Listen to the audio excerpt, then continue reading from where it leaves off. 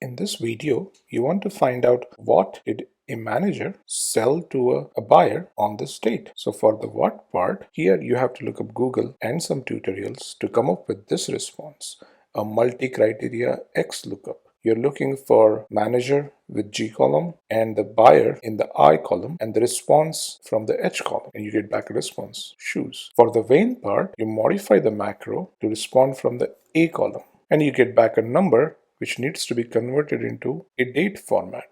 And that's how you know that Daryl Shores sold to Barney on 29th July. Compare this with BridgeMe platform. In BridgeMe platform, you simply ask, what did Daryl Shores sell to Barney Laporte? And you get back the answer, shoes. When did Daryl Shores sell to Barney Laporte? And you get back the answer. Or more naturally, what and when did Daryl Shores sell to Barney Laporte? And you get back both the answers. You can do the same thing on the mobile app by opening up the chat window. No need to open up Excel file and get the same information back.